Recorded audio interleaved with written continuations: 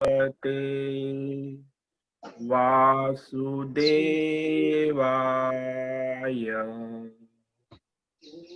ओम नमो भगवते वासुदेवाय।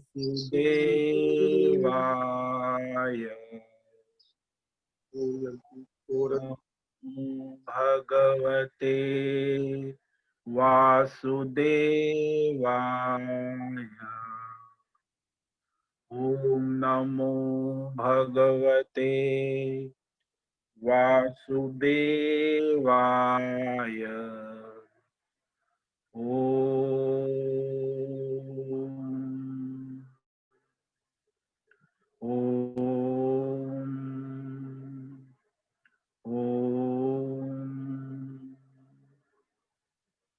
ओम श्री परमात्मने नमो नमः। ओम गं गणपतये नमो नमः।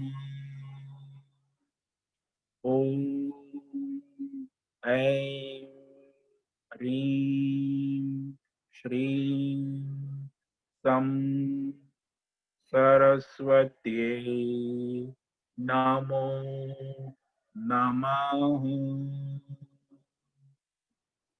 ओम गुं गुरुभ्यो नमो नमः। ओम सहनावतु सहनौ भुनक्तु सह वीर्यं करवावहै तेजस्विनावधीतमस्तु मा विद्विषावहै। ओम शांति शांति शांति।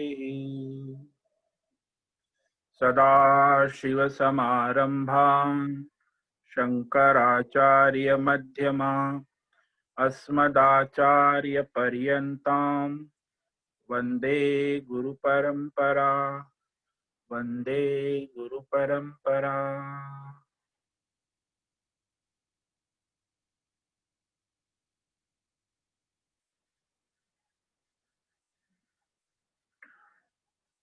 ओम पार्थाय प्रतिबोधितां भगवतां नारायणेन स्वयं व्यासेन ग्रथितां पुराणमुनिं मध्ये महाभारतम् अद्वैतामृतवर्षिणीं भगवतीम् अष्टादशाध्यायिनीम् अम्ब त्वामनुसन्दधामि भगवद्गीते भवद्वेषिणीम् गीते भवद्वेषिणीम्।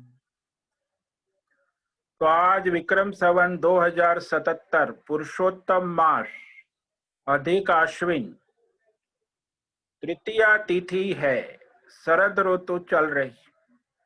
ईस्वी सन 2020 4 अक्टूबर और प्रातः 7 बज रहे हैं।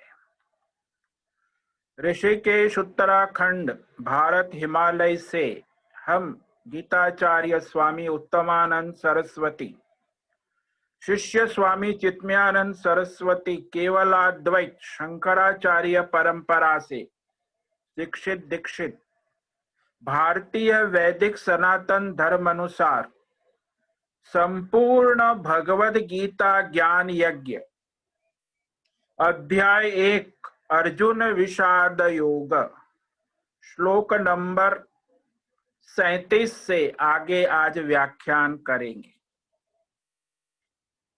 पद वाक्य शब्द प्रमाणतः संस्कृत और हिंदी में व्याख्यान करेंगे। आप सभी साधकों को ओम नमो नारायणाय। आप सभी सावधानी पूर्वक एकाग्रता से स्थिर बैठकर भगवद गीता श्रवण साधना करे और बाद में दिन में उसका मनन करे, दोबारा सुने, ऑडियो वीडियो आपको भेजा जा रहा है। तो इस प्रकार यह साधना सबसे बड़ी सर्वश्रेष्ठ गीता श्रवण साधना, इससे बढ़कर और कोई साधना मनुष्य लोक में, देवलोक में नहीं है। साधनाएं तो हजारों लाखों प्रकार की है, लेकिन भगवत गीता श्रवण साधना सर्वश्रेष्ठ कही गई।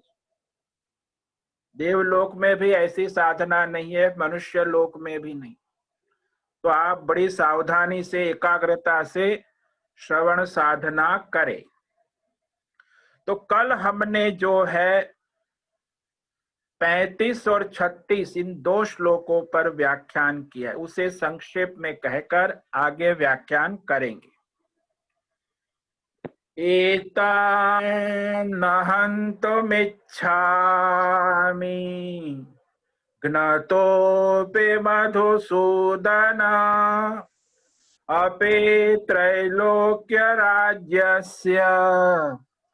हेतो किं नु मही कृते। अर्जुन कहते हैं, हे मधुसूदन,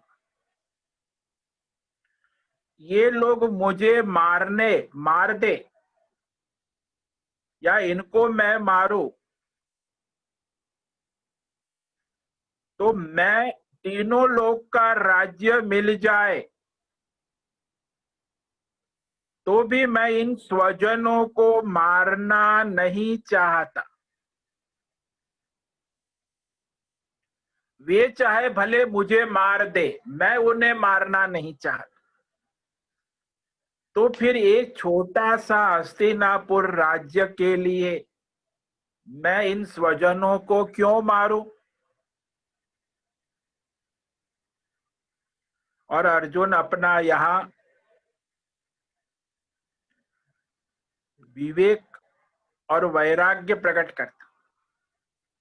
हालांकि ये राग और आसक्ति प्रकट कर रहा है, विवेक नहीं है। कहता है, निहत्य धार्तराष्ट्रान्न का प्रीतिस्या जनार्दन पापमेवाश्रयेदस्मात् हत्वैतानाततायिनः। कहता है अर्जुन कि स्वजनों को मारने में हमें पाप लगेगा, अधर्म होगा, हम भी अधर्मी हो जाएंगे, पापी हो जाएंगे। हे जनार्दन, ये सारे स्वजन है धार्तराष्ट्रान, कौरव, उनको मारकर हमें क्या खुशी होगी? अपने स्वजनों को मारकर कभी किसी को खुशी होती है? माँ भी अपने बच्चों को मारती है तो माँ को खुशी होती है क्या? वो भी मन में दुख होता है कि अरे मैंने मेरे बच्चे को मार दिया। तो स्वजनों को मारकर कभी किसी को खुशी नहीं होती। तो ये तो है दुर्जन, मतलब अधर्मी है, आतताई है, अपराधी है, जालिम है, महापापी है। फिर भी मेरे स्वजन है ना, इसीलिए इन स्वजनों को मारकर हम पांडव भी अपराधी हो जाएंगे, अधर्मी हो जाएंगे।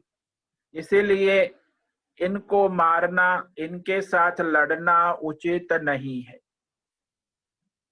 इसीलिए अर्जुन अब आगे के श्लोक में कहेगा कि यह महाभारत युद्ध को मेरे लिए न करना ही सबके लिए कल्याणकारक होगा, मेरे लिए भी कल्याणकारक होगा, क्योंकि इस समय मैं युद्ध नहीं करूंगा, उसी में मेरा भी कल्याण है और सबका कल्याण है। तो आगे के श्लोक में कहता है अर्जुन, तस्मान्नार्हा वयं हन्तुं धार्तराष्ट्रान् स्वबान्धवान् स्वजनं हि कथं हत्वा सुखेन श्याम माधव। तस्मात् न अर्हा वयं हन्तुं धार्तराष्ट्रान् स्वबान्धव स्वजनम ही कथम हत्वा सुखिन श्याम माधव। इसीलिए हे माधव, देखो यहाँ फिर अर्जुन माधव शब्द का संबोधन। मां यानी माया, और माया के पति स्वामी मायापति माधव।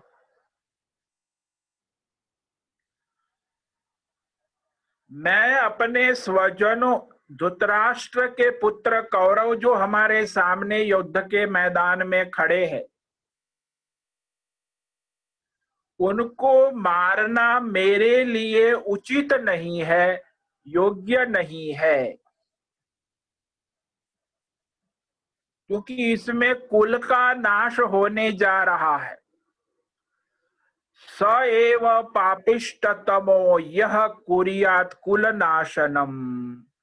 वह संसार में मनुष्य सबसे बड़ा पापी महापापी कहा जाता है, जो अपने कुल का अपने स्वजनों का नाश करता है, हत्या करता है, स्वजनों को मारता है। उससे बड़ा पापी और कौन हो सकता। तो ये मेरे लिए उचित नहीं है, क्योंकि अपने स्वजनों को मारकर हमें खुशी कैसे होगी। कथम सुखी न श्याम। स्वजनों को मारकर कभी कोई खुश हुआ है दुनिया में? खुशी नहीं हो सकती, सुख भी नहीं मिल सकता, शांति भी नहीं मिल सकती। खुशी और सुख और शांति कैसे मिलेंगी?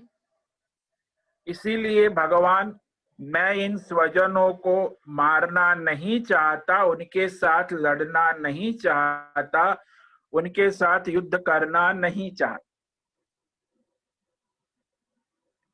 इसीलिए मुझे इस महाभारत युद्ध का कोई परिणाम अच्छा नहीं दिखता, और ये अनर्थ संभव है। इसीलिए अपने स्वजन कौरवों को मारकर हमें क्या मिलेगा? हस्तिनापुर का राज्य ही तो मिलेगा। ये हमारे लिए उचित नहीं है। हे माधव, स्वजनों को मारकर हम कैसे खुश होंगे, सुखी होंगे, प्रसन्न होंगे? तो ये अर्जुन अपना तर्क दे रहा है। विषाद में, मोह में, आसक्ति में आप लोग भी संसार में ऐसे तर्क देते हैं। अरे उसकी माँ है, उसके साथ वो ऐसा करता है, अरे वो उसकी बहन है, कैसा का व्यवहार करता है, ये है। अरे भाई, तो माँ है, बहन है, पत्नी है, पिता है, पुत्र है, लेकिन धर्म कर्म का कोई हिसाब किताब होता है कि नहीं? माँ बाप को कोई नियम नहीं लगता कर्म का? माँ बाप बन गए या भाई बेटा बन गया, माँ बहन अरे धर्म अधर्म कर्म का सिद्धांत सबको लगता है। अरे माँ हो या बहन हो, बेटी हो या देवता हो, आप माँ धर्म करती है और सुख होना चाहती है, बच्चे से अच्छा सम्मान चाहती है, तो कैसे होगा? धर्म करो, सम्मान मिलेगा, महिमा मिलेगी। अब धर्म अधर्म की खिचड़ी पकाती है माँ बाप, और बच्चों के साथ आशा करते कि बच्चे हमसे अच्छा व्यवहार। अरे तू क्या करती है? तेरा कर्म कैसा है? तो ये कर्म का सिद्धांत सबको लगता है, चाहे माँ हो, बाप हो, बेटा हो, बहन हो, पुत्र हो। ऊपर नहीं है। माँ बाप बन गए, क्या तुम लोग ने ठेका ले लिया कि हमें कोई कर्म का सिद्धांत नहीं लगता? अरे कोई भी संबंध हो, देवता हो, उसको भी कर्म का सिद्धांत लगता है। धर्म करोगे तो कल्याण होगा, अधर्म करोगे तो समस्याएं आएंगी। तो परिवार में जो सारी समस्या है, उसका मूल कारण ये मोह है, राग है, अधर्म है। और यही अर्जुन यहाँ कह रहा है। और आगे अर्जुन कह रहा है कि ये मेरे सारे स्वजन है, और ये मैं भी जानता हूं कि ये सब लोभ से, काम क्रोध और लोभ के वश होकर ऐसा अधर्म करने जा रहे हैं। लेकिन मैं तो धर्मात्मा, मैं क्यों अधर्म करूं? तो आगे के श्लोक में अर्जुन वही तर्क देता है।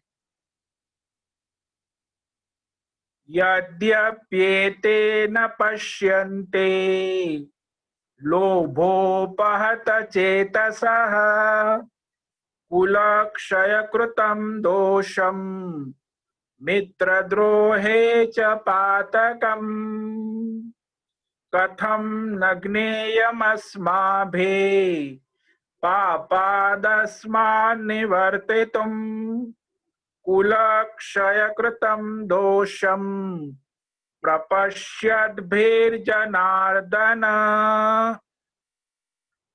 अर्जुन, यहाँ कुल के नाश और स्वजनों के नाश से होने वाले अधर्म महापाप से बचने के लिए महाभारत युद्ध न करना उचित है, ये तर्क दे रहा है। यद्यपि ये ते न पश्यन्ते लोभोपहत चेतसः कुलक्षय कृतं दोषम मित्रद्रोहे च पातकम् कथम न ज्ञेयमस्माभिः पापाद् अस्माद् निवर्तितुम् कुलक्षय कृतं दोषम प्रपश्यद्भिर्जनार्दन। यद्यपि ये हमारे भाई है, कौरव है, हमारे सामने सेना लेकर तैयार है, और ऐसा क्यों कर रहे? लोभोपहत चेतस, लोभ से भ्रष्ट बुद्धि हो गए। चेतस, संसार में जितने भी लोग अधर्म करते हैं, पाप करते हैं, उनका मूल जो है ये लोभ है। जिसकी बुद्धि लोभ से भ्रष्ट हो गई है वो अधर्म के पक्ष में ही रहता है, उसके द्वारा धर्म नहीं होता। लोभग्रस्त लोभ युक्त मनुष्य कभी धर्म नहीं करता। आपके जीवन में भी आप देखो कि आपने जितने भी अधर्म किए हैं उसका मूल है लोभ, और लाभ होता है तो लोभ बढ़ता है, और लोभ बढ़ता है तो अधर्म बढ़ता है। इसीलिए लोभ से जिनकी बुद्धि भ्रष्ट हो गई, लोभ से नष्ट हुई बुद्धि वाले कौरव कुरुवंश के नाश के कारण होने वाले दोष को नहीं देखते, नहीं समझ रहे। उनकी बुद्धि में ये बात समझ में नहीं आती कि कुरुवंश के नाश से हमारा सर्वस्व नाश हो जाएगा, मैं भी नष्ट होऊंगा, कुरुवंश भी नष्ट हो जाए।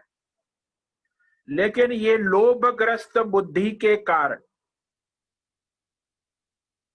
और ये जो मनुष्य लोभ में क्यों आता है? क्योंकि लोभ का मूल कारण है काम, और कामना का मूल कारण है मोह। जिसको मोह होता है उसको कामना होती है, और जिसको कामनाएं बहुत होती है उसे लोभ भी बहुत होता है। और मोह का कारण क्या है? अज्ञान। तो यहाँ ये सारे एक दूसरे से जुड़े हो, सबका मूल तो अज्ञान ही है कि परमात्मा की सत्ता, ईश्वर की शक्ति, ईश्वर धर्म का अज्ञान। तो अज्ञान के कारण मोह, और मोह के कारण अनेक कामनाएं उत्पन्न होती है, और कामनाएं उत्पन्न होती है तो उसके साथ फिर लोभ उत्पन्न होता है। देखो लोभ संसार में कैसा कैसा खेल करता है। बाप बेटे को भी नचाता है लोभ। बाप बेटा बिजनेस कर रहे थे तो बेटा जो है वो बाप के साथ बढ़िया बिजनेस, अब बिजनेस अचानक ठप हो गया। वो बाप दादा का धंधा था तो बेटा ने कहा मैं अपना अलग बिजनेस करूं, तो फिर अलग बिजनेस शुरू कर दिया, कमाने लगा। बाप यहाँ अपना घर संभालता है, अब वो अपना अलग फ्लैट बंगला लेकर मौज मस्ती अपनी पत्नी बच्चों के साथ, उसे माँ बाप से कोई मतलब नहीं है। अब वो लोभ में, अब वहां फिर उसका बिजनेस डाउन हो गया, उसके पिताजी का बिजनेस बढ़ गया, तो फिर आ गया अपने पिताजी के चरणों में कि पिताजी मैं आपके साथ रहूंगा, मेरे पर करोड़ों का कर्जा हो गया। अब वो बाप ने उसका करोड़ों का कर्जा चुकाया। अब ये सब धंधा किसने किया? लोभ ने। बाप बेटा, बेटे में भी लोभ आता है, बाप संबंधों में भी आपकी जो सारी समस्या है ये लोभ है। सांसारिक जितने भी 90% प्रॉब्लम है, पति पत्नी भाई बहन, ये सब लोभ के कारण झगड़े होते। ये यहाँ भी ये लोभ के कारण नहीं। दुर्योधन जो है युद्ध के मैदान में आया है, हस्तिनापुर की गद्दी का लोभ, मुझे गद्दी मिले बस, पांडवों का जो होना है हो, पांडवों को हम कुछ नहीं देंगे। तो ये दुर्योधन का लोभ है ना, तो ये लोभ ने ही तो महाभारत का युद्ध खड़ा कर दिया। संसार में जितने भी झगड़े हैं, जितने भी लड़ाई है, ये सब लोभ की है। चाइना भारत पर आक्रमण कर रहा है, लद्दाख हमारा है, ये हमारा है, तो ये चाइना जो है उसको कुछ कमी है क्या उसके पास जमीन? फिर भी उसको लोभ है कि भारत की जमीन को हड़प लेना। जो कंट्री राष्ट्र के स्तर पर भी झगड़े होते हैं, वो भी लोभ के कारण ही होते। एक दूसरे देश पर आक्रमण करते हैं, उसकी भूमि को हड़प लेना, तो ये भी लोभ है। चाइना लोभ में है कि हम भारत की जमीन को अपने हक में कर लेंगे। तो ये सारी लड़ाई झगड़े का मूल क्या है? अब बात समझ लो कि राष्ट्रीय स्तर पे युद्ध हो रहा है, या आपके पारिवारिक स्तर पे महाभारत चल रही है, या आपके समाज में महाभारत चल रही है, सभी राजनीति में महाभारत चल रही है, इसका कारण केवल लोभ है। और यहाँ दुर्योधन को गद्दी का लोभ है बस, कि मुझे गद्दी मिले, ये न के न प्रकारेण, मुझे गद्दी प्राप्त, बाकी दूसरा कुल परिवार जिसका जो जाए सब जहन्नुम में जाए, मुझे हस्तिनापुर की गद्दी चाहिए, चाहे कोई मरे या जिए, उससे मेरा कोई मतलब नहीं है। तो लोभी मनुष्य ऐसा अधर्म के लिए तैयार हो जा। लोभोपहत चेस, आज हम जगत में देख रहे मनुष्य जितने भी कष्ट और दुख झेल रहा है, उसमें 90% मनुष्य लोभ के कारण दुखी और कष्ट भोग रहा है। हम एक बार एक मित्र इंदौर से आए अहमदाबाद, मैं अहमदाबाद उनके घर पे था, तो मैंने पूछा, अरे इंदौर से तुम अहमदाबाद आए, रात को बस में आए? बोले हाँ। तो कैसे आए? स्लीपिंग में आए? नहीं नहीं, हम कैबिन में बैठ के आए, ड्राइवर की कैबिन में। अच्छा, अंदर जगह नहीं थी? थी ना, जगह तो थी, लेकिन स्लीपिंग कोच का जो है 1000 रुपया था, और कैबिन में बैठ के आऊंगा 300 रुपया। ड्राइवर कहता था कैबिन में बैठ जाओ, मैं 300 रुपया लूंगा। तो मैं कैबिन में बैठ गया रात भर ड्राइवर के साथ, म्यूजिक गाना, और नींद नहीं आई, और मैं 300 रुपये में इंदौर से अहमदाबाद आ गया। अरे तेरे पास इतने हजारों लाखों कमाता है, तो ये लोभ तुझे कैबिन में बिठा दिया। 1000 रुपया देके आराम से एसी स्लीपिंग कोच में नहीं आ सकता था? मैंने उसको डांटा। वो बोला, हाँ स्वामी जी बात सही है, लेकिन मैंने ये गलती कर, गलती नहीं, ये लोभ है। 300 रुपया में कैबिन में बैठ के आया, तो 700 रुपया तूने बचाया, अरे बर्बाद हो गया लोभ के कारण। अभी तेरे 2 दिन तुझे नींद नहीं आएंगी, तुझे सारा दिन खराब जाएंगे। तो इंसान कितने कितने कष्ट भोगता है लोभ के कारण। मैं देखता हूं संसार में 90% लोग दुखी हो रहे, सब कुछ दिया है भगवान ने, फिर भी लोभ के कारण न खाते हैं, न पीते हैं, न दवाई लेते हैं, सब जगह लोभ दिखता है। व्यापारी लोग, भगवान दिया है इतना, आप सदुपयोग करो। तो इस तरह ये लोभ जो है सारे अधर्म, पाप, दुख और कष्ट का मूल कारण है। आपके जीवन में जरा देखना जाके कि लोभ ने आपको कितना कष्ट दिया है, कितना दुख दिया है, कितनी वेदना दी है, कितने पाप कराए हैं। जितने भी पाप आपके जीवन में हो रहे हैं, होंगे, वो इस लोभ के कारण ही हो रहे। और दुर्योधन भी लोभ से भ्रष्ट बुद्धि हो गया, इसीलिए उसको कुल के नाश से उत्पन्न होने वाले दोष भी नहीं दिखाई देते। अरे कुल का नाश, अरे कुल का नाश हो जाएगा तो मुझे क्या, वो नहीं समझता। तो ये हम तो समझदार है ना, अर्जुन तर्क देता है,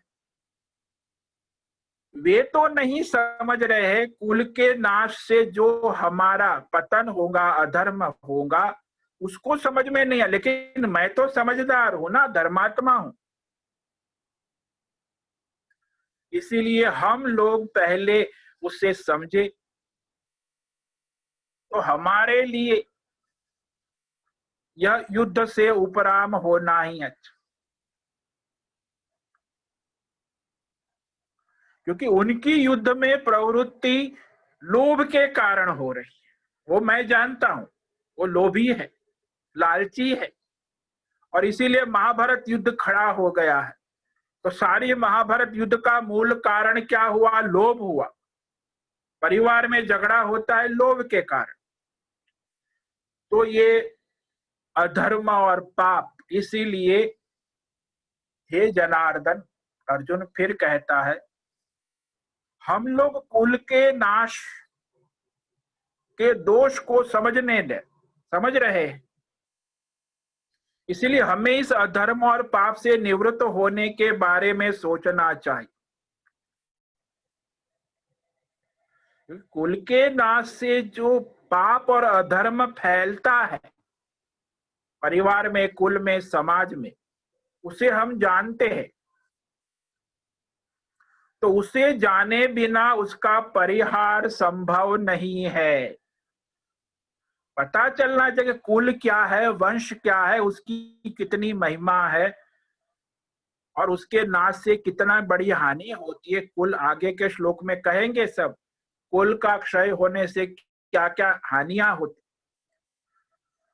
तो यह हम लोग पहले उसे समझे, उसके बाद महाभारत युद्ध में प्रवृत्त न हो, यही हमारे लिए उचित है। तो ये अधर्म होने जा रहा है, हम भी अधर्म करने, वो तो अधर्म कर ही रहा है, हम भी अधर्म करने जा रहे, वो लोभ से कर रहा है।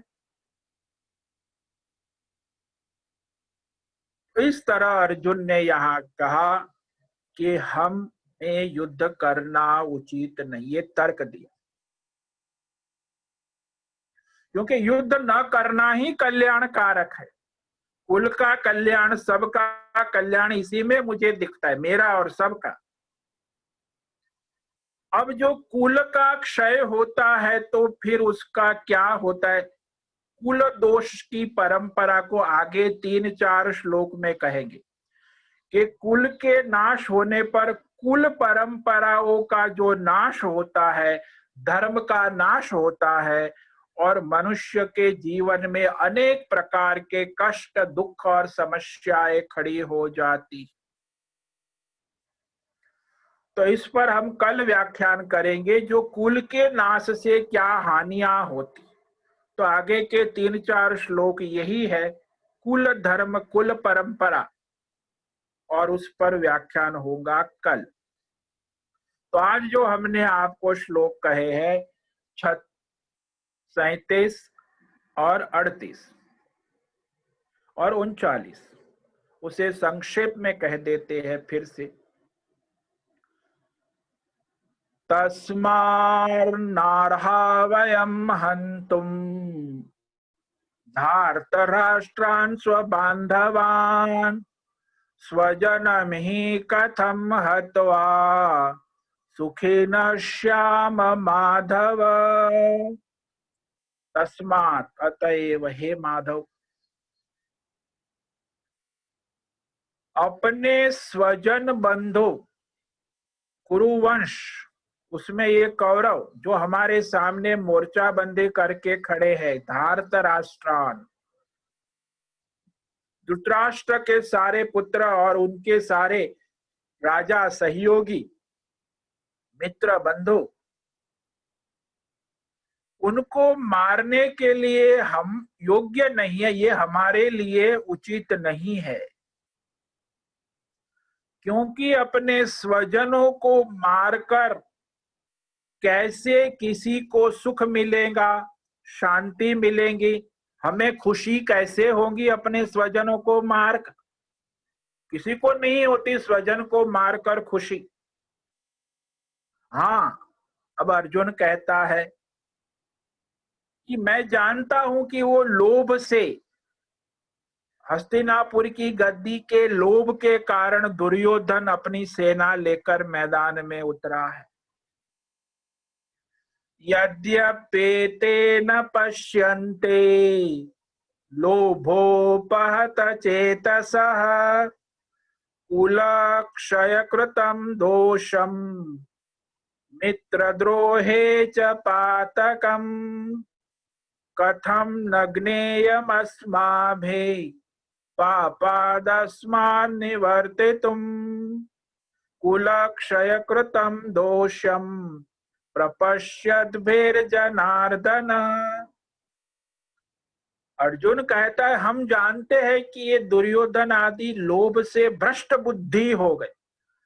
जिसकी लोभ के कारण बुद्धि भ्रष्ट हो जाती है उसे धर्म अधर्म का विवेक नहीं रहता। ये भी पता नहीं कि कुल के नाश से उत्पन्न होने वाली हानि अधर्म को भी वो नहीं देखते, नहीं जानते। तो ये जनार्दन कुल के नाश से उत्पन्न होने वाले अधर्म को हम जानते हैं, इसीलिए हमें इस अधर्म से हटने के लिए विचार करना चाहिए। तो अर्जुन इस प्रकार अपना विचार व्यक्त करता है। और अब कुल की जो नाश से क्या हानियां होती है वो स्वयं अर्जुन कहेगा। इस पर हम कल व्याख्यान करेंगे, श्लोक नंबर 40 से आगे। कुल क्या है, कुल की परंपरा क्या है, कुल का नाश होने से कैसे अधर्म फैलता है, ये सारी बातें इस पर कल व्याख्यान होगा। ओम नमो नारायणाय, ओम नमो नारायणाय, ओम नमो नारायणाय, ओम नमो नारायणाय। ओम सर्वे भवन्तु सुखिनः, सर्वे सन्तु निरामयाः, सर्वे भद्राणि पश्यन्तु, मा कश्चित् दुःखमाप्नुयात्। असतो मा सद्गमय, तमसो मा ज्योतिर्गमय, मृत्योर्मा मृतंगमय। ओम पूर्णमद पूर्णमिदं पूर्णात् पूर्णमुदच्यते पूर्णस्य पूर्णमादाय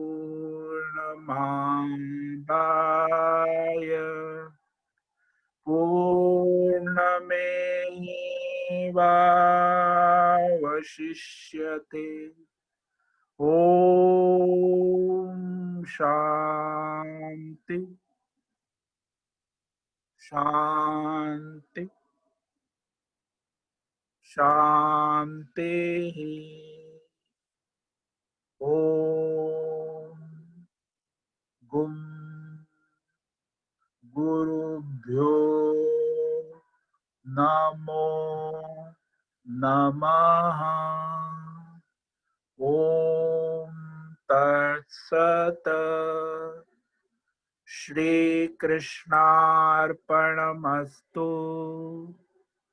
ओम ओम ओम।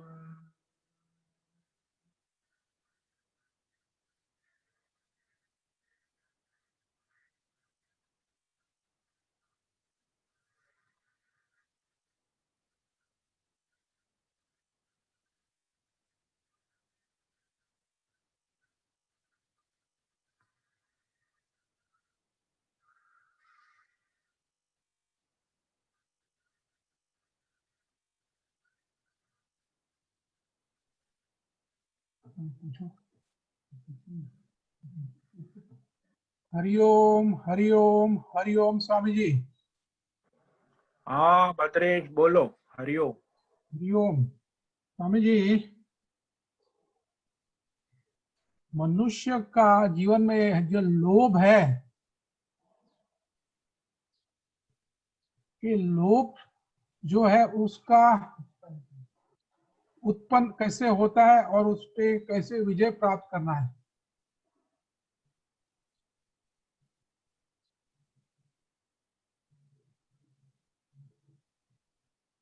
देखो, लोभ का मूल मैंने कहा ना कि जो लोभ आपके अंदर है उसका मूल है आपकी वासना और कामनाएं।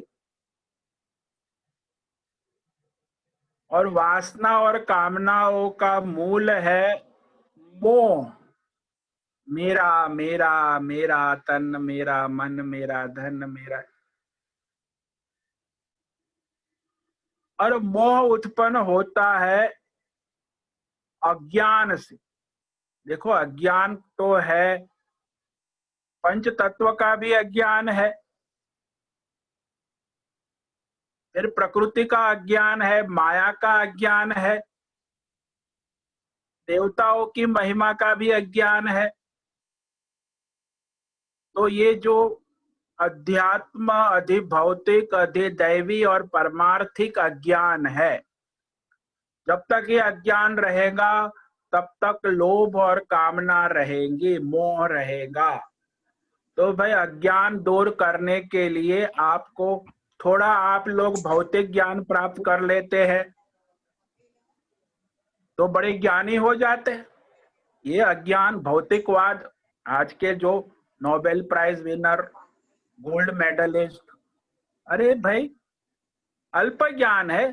थोड़ा विनम्र बनो कि अभी मुझे बहुत कुछ जानना बाकी है। ये तो थोड़ा मेरे से एक विषय का, मैं आई स्पेशलिस्ट हूँ, मैं इंजीनियर हूँ, मैकेनिकल हूँ, सॉफ्टवेयर इंजीनियर हूँ, तो आप महाज्ञानी हो गए। अरे अल्प ज्ञान है, थोड़ा ज्ञान है, अच्छी बात। अब अध्यात्म ज्ञान को आपके लिए समय नहीं है, इंजीनियर है, हम अपने काम में बिजी है। अरे भाई, अध्यात्म ज्ञान भी उतना ही जरूरी है, दैवी ज्ञान भी उतना ही जरूरी है, पारमार्थिक ज्ञान तो उससे भी ज्यादा जरूरी है। तो ये सारा ज्ञान जो है उसका अध्ययन, श्रवण, मनन और अभ्यास करना, जीवन में लाना। जब तक अज्ञान दूर नहीं होगा, चारों प्रकार का अज्ञान है, भौतिक अज्ञान है, आध्यात्मिक अज्ञान है, दैवी अज्ञान है और पारमार्थिक अज्ञान है। और आप लोग थोड़ा अपना तन, मन, धन, जन को पकड़कर मोह में बैठे हैं, मेरा मेरा मेरा। तो ये मोह आपको अनेक कामनाएं उत्पन्न करता है और उस कामना के कारण लोभ उत्पन्न होता है और लोभ के कारण महाभारत युद्ध शुरू हो जाता है, परिवार में, समाज में। तो अज्ञान को दूर करना, उसका मोह, जब तक अज्ञान दूर नहीं होगा तब तक मोह नहीं जाएगा, और जब तक मोह दूर नहीं होगा तो कामना और वासनाएं जो है वो शांत नहीं होंगी। और जब तक कामनाएं, वासनाएं शांत नहीं होंगी, लोभ शांत नहीं होगा। लोभ को मिटाना है तो उसके लिए अज्ञान को दूर करना होगा। जब तक अज्ञान है तब तक ये लोभ रहेगा। बाप बेटा झगड़ रहा है, पति पत्नी झगड़ रही है, माँ बहन झगड़ रहे। अरे किसके लिए झगड़ रहे हो आप? लोभ के लिए। ये महाभारत युद्ध सारा है वो लोभ है। परिवार में लड़ते हो, ये भी लोभ है। इसीलिए समझो कि ये पंच महाभूत का शरीर है, मैं जीव हूं और मेरा लक्ष्य कुछ ये पंच महाभूत का संसार भोग करना नहीं है। शरीर भी पंच महाभूत में मिल जाएगा, संसार भी पंच महाभूत से उत्पन्न होता है, उसमें रहता है, उसमें समा जाता है। पंच महाभूत का विवेक करो तो भी बहुत बड़ी बात हो जाए। फिर आगे विवेक होता है, ये सब ज्ञान विवेक से होता है। पंच महाभूत विवेक, तीन अवस्थाओं का विवेक, जागृत, स्वप्न, सुषुप्ति अवस्था का, काल का विवेक, भूतकाल, वर्तमान काल, भविष्य काल का विवेक, तीन शरीर का विवेक, स्थूल शरीर, सूक्ष्म शरीर, कारण शरीर का विवेक। फिर ये तीन लोक का विवेक, भूर्भुव सुव का विवेक। पंच कोश का विवेक, अन्नमय कोश, प्राणमय कोश, मनोमय कोश, विज्ञानमय कोश, विवेक होना चाहिए। ये सारे विवेक है कि क्या है, हम क्या है, हमारे आसपास कैसे प्रकृति चलती है, जीव का स्वरूप क्या है, जगत क्या है, प्रकृति क्या है, माया क्या है, काल क्या है, लोक क्या है, देवता क्या है, ईश्वर की सत्ता क्या है, ईश्वर अवतार क्यों लेता है, ईश्वरीय तत्व क्या है, और परमात्मा क्या, ये सब जानना चाहिए। जब तक अज्ञान है, थोड़ा कुछ अल्प ज्ञान हो जाता है। अध्यात्म में भी लोग थोड़ा कुछ पढ़ लेते हैं, देवी देवता। कल एक महात्मा थे, मैंने उसको कहा राधे श्याम, तो महात्मा कहता नहीं नहीं, हम सीताराम वाले बाबा है। अरे बोला सॉरी, हमने आपको राधे श्याम कह दिया, हम सीताराम सीताराम करो, हम राधे श्याम नहीं बोलते। तो आज भी साधु की दिमाग देखो, साधु बनाया, अभी उसको भी अपना सीताराम सीताराम करते, उसे राधे श्याम से कोई मतलब नहीं है। कोई ओम नमः शिवाय वाले ओम नमः शिवाय कहते, वो कहते हम राधे श्याम नहीं बोलेंगे। हरे कृष्ण वाले हम ओम नमः शिवाय नहीं बोलेंगे। ये सब अज्ञान है। तो ये सारे आध्यात्मिक अज्ञान, भौतिक अज्ञान, दैवी अज्ञान और पारमार्थिक अज्ञान, बस ये सारे अज्ञान के कारण फिर मोह में पड़ गए।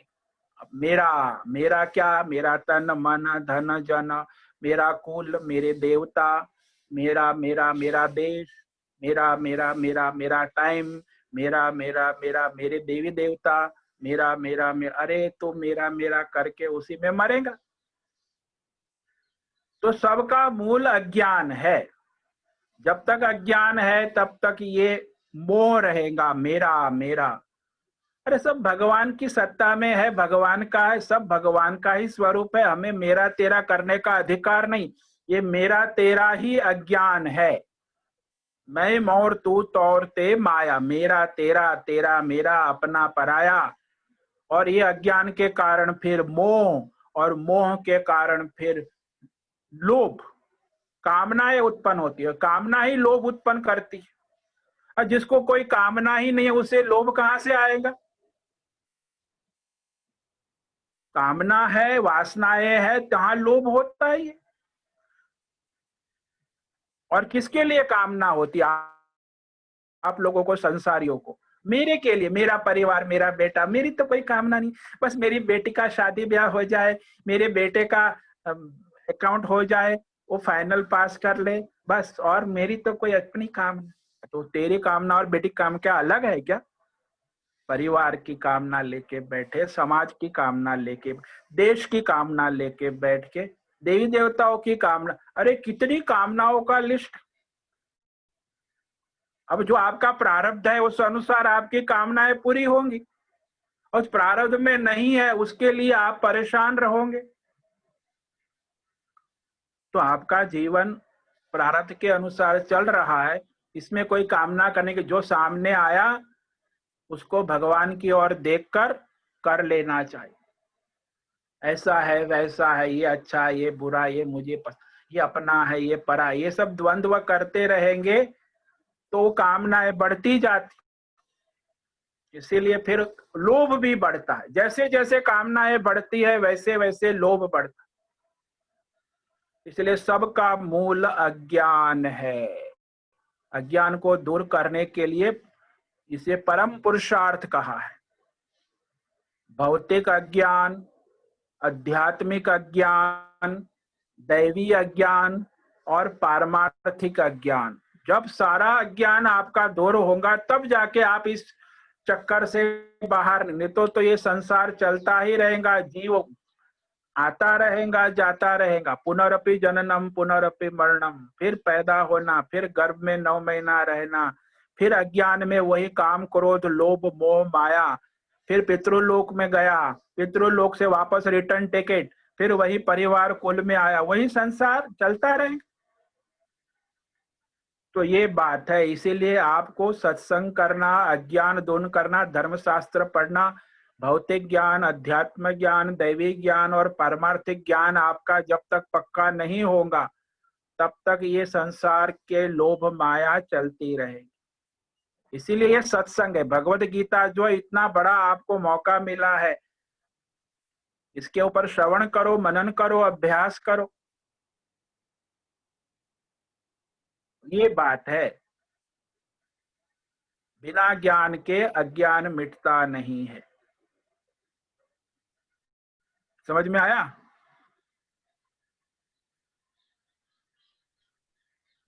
हाँ स्वामी जी। हाँ, हरिओम हरिओम हरिओम।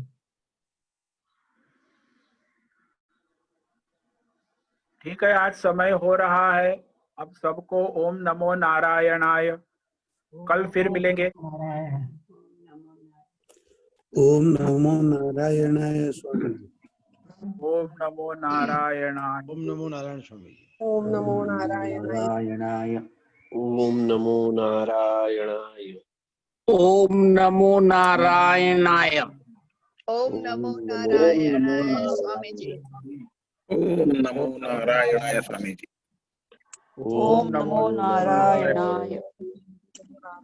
ओम नमो नारायणाय।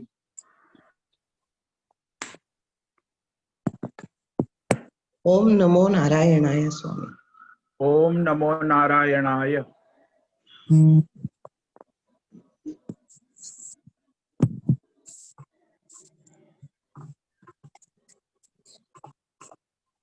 ठीक है, ये हम आज के मीटिंग समाप्त करते हैं। होस्ट को विनंती है कि मीटिंग को एंड करें। कल फिर मिलेंगे। ओम नमो नारायणाय। ओम नमो नारायणाय। ओम नमो नारायणाय।